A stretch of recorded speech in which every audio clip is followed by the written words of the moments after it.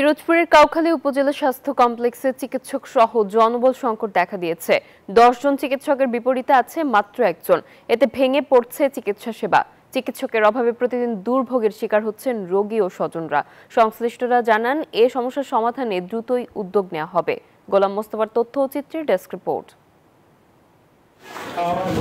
পিরোজপুরের কাউখালী উপজেলা স্বাস্থ্য কমপ্লেক্সে 10 জন চিকিৎসকের স্থলে রয়েছেন মাত্র একজন। ফলে জরুরি বিভাগ সহ সব বিভাগে এই একজন চিকিৎসককেই চিকিৎসা সেবা দিতে হয়।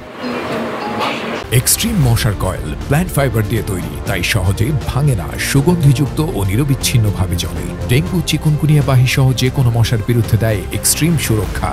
স্থানীয়রা জানান, রোগীদের প্রচন্ড ভিড়ে সেবা দিতে হিমশিম খেতে হচ্ছে ওই একজন চিকিৎসকের। আবার স্বাস্থ্য কমপ্লেক্সটি ব্যবহার অনুপযোগী ও মূল ভবন ভেঙে ফেলায় একটি অস্থায়ী ভবনে চলছে এর কার্যক্রম। আমরা যারা রোগী, আমরা চিকিৎসা নিতে আসছি, এখন এসে দেখি হসপিটালটাই এখন সেই রোগী। এই হসপিটালটা দীর্ঘ প্রায় 12 থেকে 14 বছর এই হসপিটালে কোনো ভবন নেই। হসপিটালে কোনো মানুষের চিকিৎসা দেওয়ার মতন কোনো আবাসন ব্যবস্থা নেই। সমস্যা সমাধান করার জন্য মনে হয় কেউ নাই। আমাদের এই দুরবস্থা যে কবে দূর হবে, আমরা আশা করি ঊর্ধ্বতন কর্তৃপক্ষ অতি দ্রুত যেন আমাদের এই দুরবস্থা থেকে আমাদের মুক্তি দেয়। রোগীদের অভিযোগ, ওয়ার্ডে 31টি বেড থাকার কথা থাকলেও আছে 20টি। কখনো এক একটি বেডে 2 থেকে 3 জনকেও থাকতে হচ্ছে। অন্যদিকে হাসপাতালে নেই এক্সরে মেশিনও। এতে প্রতিনিয়ত দুর্ভোগের শিকার হচ্ছেন তারা। এ জায়গা কোনো চিকিৎসা নাই, কোনো কিছু নাই, ডাক্তার নাই, কোনো চিকিৎসার কোনো কিছু পাওয়া যাচ্ছে না। এক্সরে কোনো কিছু নাই, কোনো পরীক্ষা নিরীক্ষা কিছু করার নাই। এখানে ডাক্তার নাই, ভালো ডাক্তার দেখা যায় না, কোনো টেস্টের কোনো ব্যবস্থা নাই।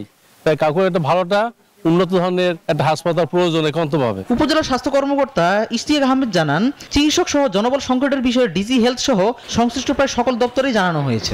দীর্ঘদিন থেকে ডাক্তার সংকট। আমি একমাত্র ডাক্তার হিসেবে আছি, আমি আরএম হিসেবে এখানে কর্মরত আছি।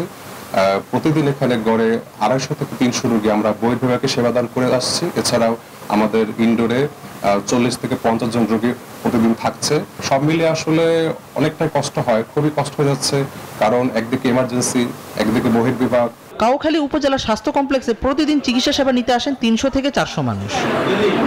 Desk report, news 24।